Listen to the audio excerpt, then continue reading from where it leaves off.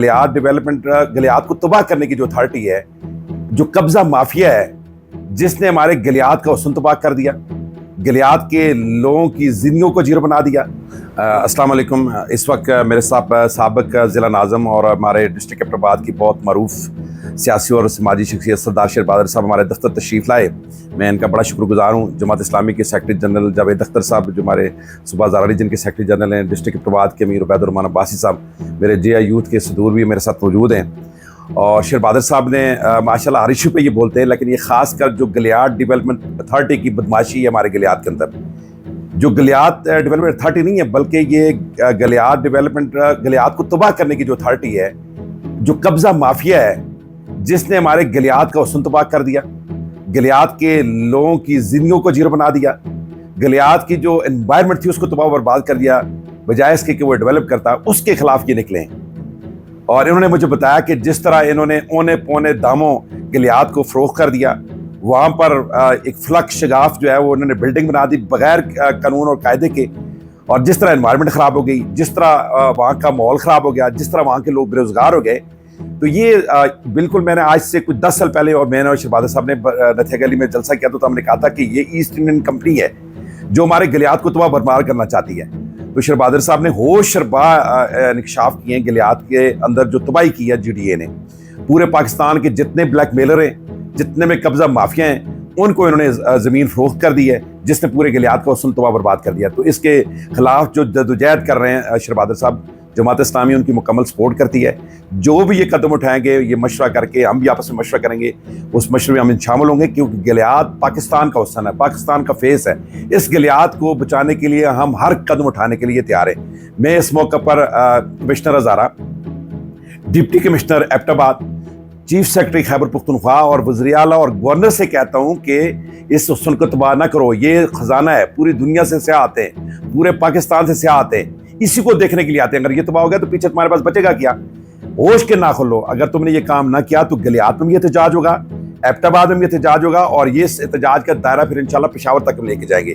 मुझे उम्मीद है कि ये मेरी चंद जो दरखास्त हैं ये चीफ मिनिस्टर तक भी पहुंचेंगी, चीफ सेक्रेटरी तक पहुंचेंगी भी, कमिश्नर हज़ारा भी इस पर अमल करेगा, DC भी अमल करेगा, और GDA को जो कब्जा माफिया है उसको तो लगाम देंगे इंशाल्लाह। नहीं तो फिर रास्ता कदम उठाने में हम पीछे दरेग नहीं करेंगे। शेर बहादुर साहब, हम आपके साथ हैं। जनाब मोहतरम अब्दुल रज़ाक अब्बासी साहब और आपकी तमाम टीम का मैं बहुत शुक्रिया अदा करता हूँ। मैं ये समझता हूँ कि जमात इस्लामी के लोग वो लोग हैं जिन्होंने आज दिन तक, मैं समझता हूँ कि उन पर करप्शन का कम अज़ कम कोई ऐसा इल्ज़ाम नहीं है। वरना तो पाकिस्तान में हमने देखा है कि जिसको भी मौका मिला है उसने इस पाकिस्तान को लूटा ही है।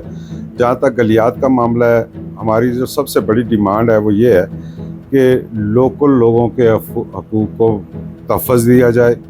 गलियात के अंदर जो तबाही है, जो चोरी है, जो चकारी है, जो कब्ज़े हुए हैं, जो GDA के इदारे ने, TMA ने और फॉरेस्ट ने हमारे लोगों की, हमारे आबाओ अजदाद की ज़मीनें बेच दी हैं।